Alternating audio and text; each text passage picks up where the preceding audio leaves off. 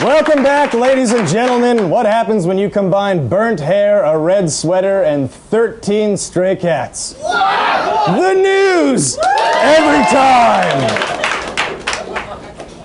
The upcoming Yukon general election contains the first ever political party comprised entirely of harp seals. While they've garnered a lot of media attention, incumbent Daryl Pazlowski of the Yukon party said he expects to have no problem beating the seals. Former Prime Minister Jean Chrétien has suggested that a merger between the Federal Liberal Party and the opposition NDP could happen sooner rather than later. When asked what he thinks what the merger might look like, he provided us with this. People across the country are mourning the death of NDP leader Jack Layton, who died August 22nd. Meanwhile, nobody seems to care about the dead animal on Stephen Harper's head.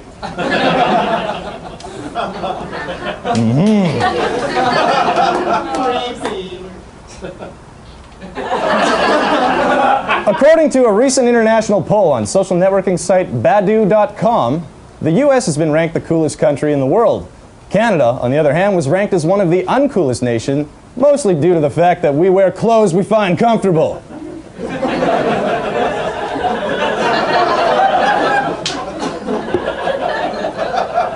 About a dozen homes were evacuated on Toronto's Borden Street last week after reportedly a resident found rusty tank shells in their backyard.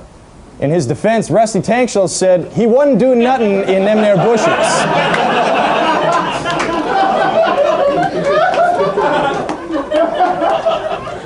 A prisoner in Sault Ste. Marie is facing charges after he apparently threw a cup of toilet water at a prison guard.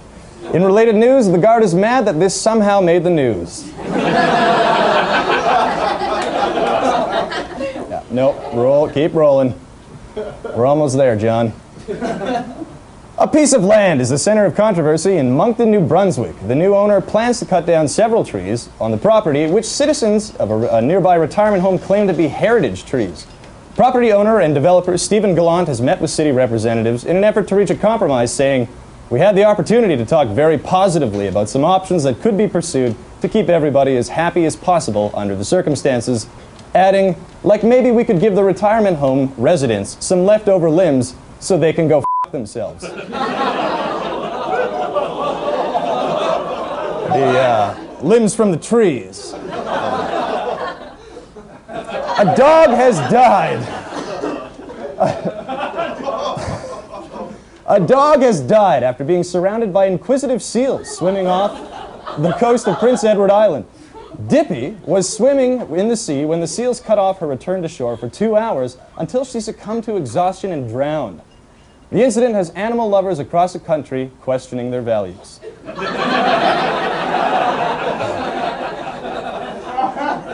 A moose in Sweden was found drunk and stuck in a tree last week. According to Swedish officials, the moose had eaten a number of fermented apples before stumbling into a small tree where it became stuck. In the moose's defense, he just lost his girl, his truck, and his job all in the same day. He hadn't had an apple in 18 months. Let's give a guy a break, can we?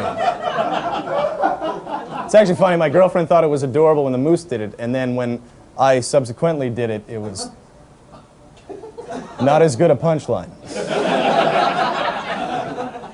A donut store robbery in Charlottetown, New Brunswick appears to have been an inside job, according to police investigators. Charlottetown police have been on the scene investigating all week in what's become the most sought-after case in police history.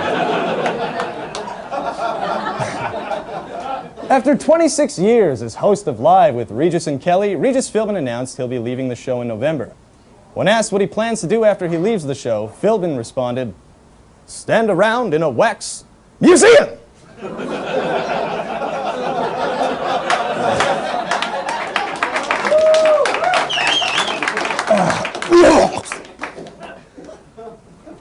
Eddie Murphy is set to host the next Academy Awards, but he won't do it alone. Alongside him will be several co-hosts, including Eddie Murphy, and Adam Sandler. After setting a franchise record for wins, the Winnipeg Goldeyes season has come to an end, losing to the St. Paul Saints in the first round of the American Association playoffs. Despite the heartbreaking loss, team owner Sam Cates treated the team to Pizza Hut. telling them what's important is that they tried. And the Winnipeg Jets have finally unveiled their new uniforms. The jerseys will be available in size medium, large, extra large, and Dustin Bufflin. And that's the news this week. Now, the Toronto International Film Festival kicked off on the weekend. Back from their visit from the festival are the week thus far film critics, the two dudes. Dan! Sup, bro? Yeah. Sup?